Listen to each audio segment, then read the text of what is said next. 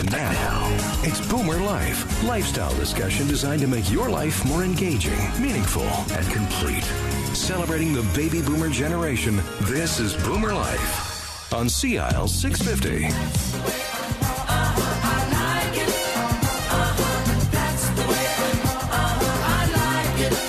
And welcome to the show. I'm Zach Spencer. This is BoomerLife on CISL 650. And today we're talking with ElementLifestyle Retirement. We have Candy Ho. Welcome back to the show. Good to have you. Happy New Year. I guess we can go a couple weeks and say Happy New Year, right? Yes. Candy is the Director, Vice President of Marketing and Corporate Relations of ElementLifestyle Retirement. And we have our guest, Dr. John Gilbert here, Independent Director of ElementLifestyles as well. Welcome to the show, Dr. Gilbert. Good morning. Now, I want you, Candy, to introduce Dr. Gilbert and sort of tell us a little bit about him, because I know he's an Order of Canada recipient, and I want to get into that because the first time, Dr. Gilbert, we've ever had an Order of Canada recipient on the show. So that's a big deal. But Candy, why don't you introduce Dr. Gilbert, how you met and how it kind of fits in with what you're doing at Element.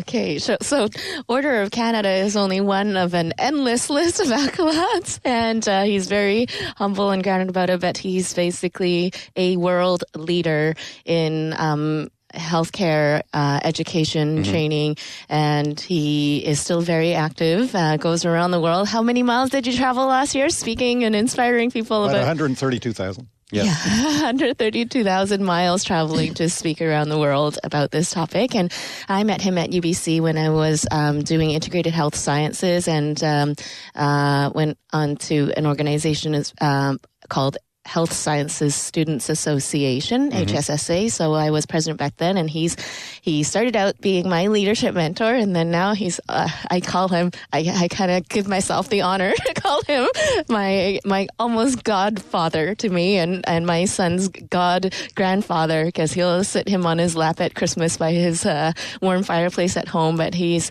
like that to all his students, inspiring them, and what he does is to promote professional education and training in healthcare. All right. And so when you were developing the Element Lifestyle Retirement that you're going to be developing at King Ed in Cambie, you decided, well, he has to be part of it. Well, it's a perfect fit because we're doing this in Canada as also overseas, and the most critical part about providing retirement homes and care and support is the people. It's like if you've got the hardware but not the right people and the staff and the people with the right attitude and the right communication between them, collaboration, then everything falls apart, and there's no, So he is going to help us set up training academies and direct that. Yeah. That's great. So Opal by Element is at King Ed in Cambie, and we're going to talk about the development you're putting together in a little bit. But we want to first talk to Dr. Gilbert. Welcome to the show. And so Order of Canada, I've always seen people where I see Peter Mansbridge wearing his every night when he does the news, and you've got yours on your lapel as well. But I always think that's a very that's rare air. People get to be named a recipient of the Order of Canada. What was that like? Well, it's Canada's highest civilian order. Yeah. And recognition for work that you've done locally, federally, internationally. It's a huge honor. It doesn't go to everybody. No. And the award ceremony itself is spectacular because the Governor General is, of course, the person who gives you the award. And it's held in Governor General's mansion. Rideau Hall, yeah. Rideau Hall. Yeah. It's just a very, very special occasion. And as you know, I'm an immigrant. I came to Canada when I was 25 and a half. And I've always looked back at that decision as the best decision of my life. And well, I grew up I was born in the war in England. And England is still very class-ridden. Well, I don't care what anybody says. Well, my family's all from there, and I talk to them about it. Yeah. But you have to go to the school, and it's crazy. And have the right accent, and so on. And so I didn't come from that strata of society, but I did have a very good education.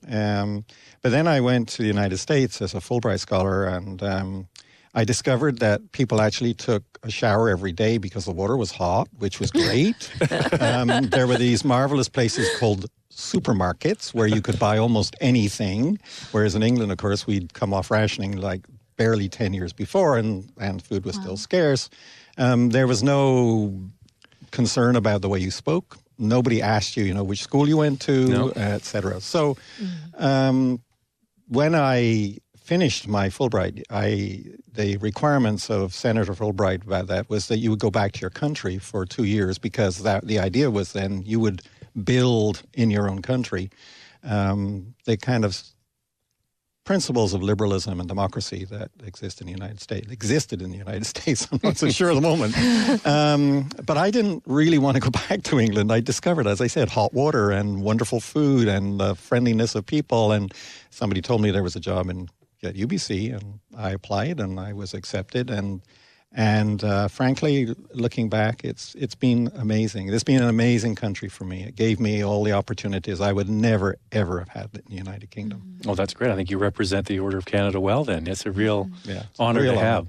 So what part of your work career do you think represented or really sort of propelled you to get that order? What is it that you've got such a long resume and history, but what do you think it is that you have bottled and provided for people that really has put you in the forefront of what you do? Well, I had really two parts to my academic career. The first was we had a dean of medicine at UBC. My appointment was in medicine, although I'm not a physician. Right. I understand that. I'm a PhD. And so my first role was to build a program for audiologists and speech-language pathologists at UBC, because there had been a royal commission in the early 60s. We always have royal commissions, right, to figure out what we're going to do with the healthcare system. And that royal commission had said there should be a school at UBC, Toronto, and McGill, and Dalhousie. So my dean at that time, I was very young, said, well, you're going to do it. And so I worked, and we built a really, really good program, which now, is the only one in British Columbia in it. And we train audiologists, speech-language pathologists for all those people with speech and hearing problems, speech-language and hearing problems.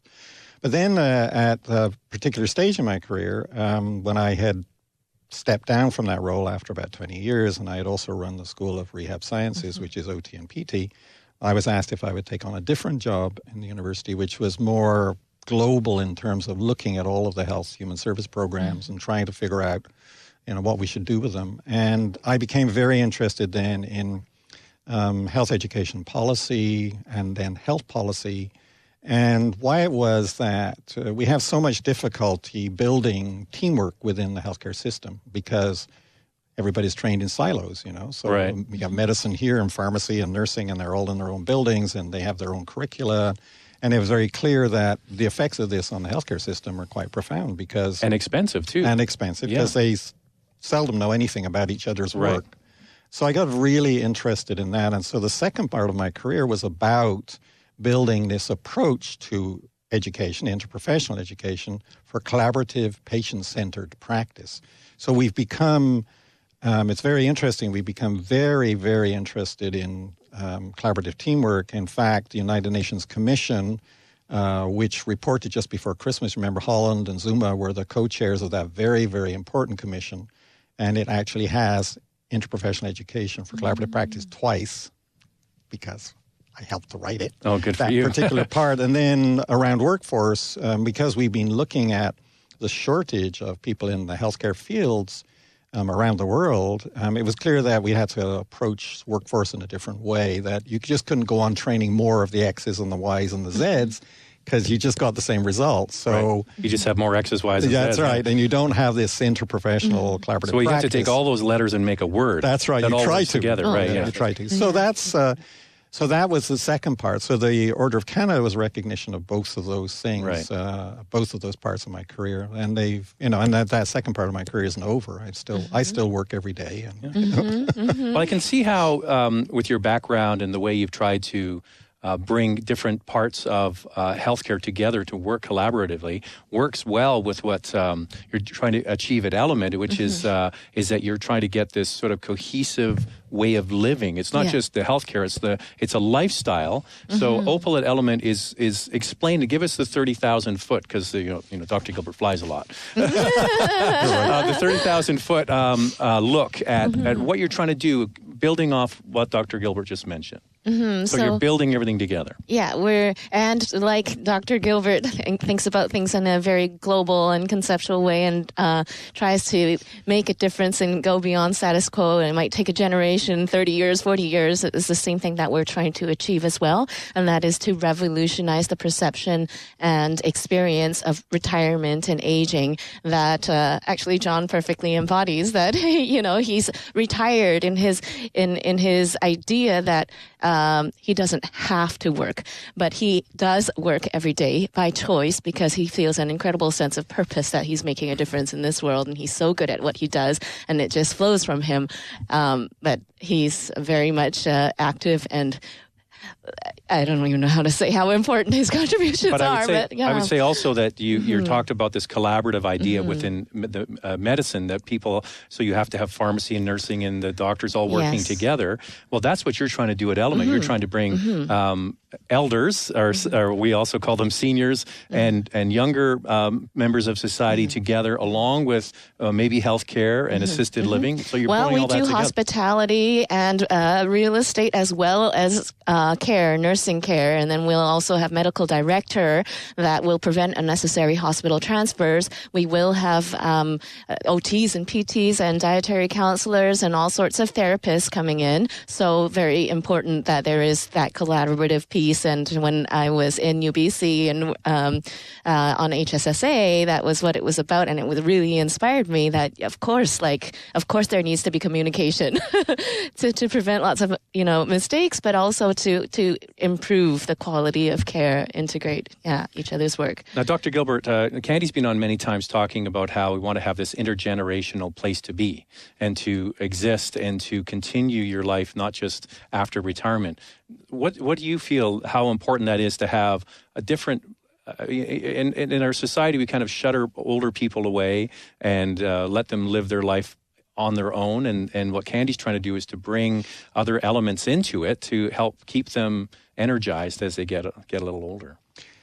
Well, there are two major ideas about how to handle that kind of mature elder years of your life. One is to ensure that should you need care, then that care is provided, and the government provides some of those facilities.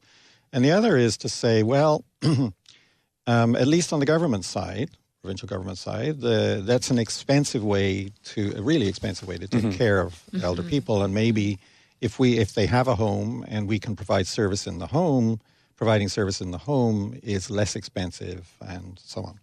But that's not the idea of Opal. Opal is about saying, I no longer want to be in that house because take me and my wife, we have two people in a very large house. We want to be in a place where if we do, in fact, begin to deteriorate, our health begins to deteriorate, we can stay there. We can stay there right to the end. And it doesn't matter whether it's one of us or both of us. Opal is saying, we're not going to boot you out.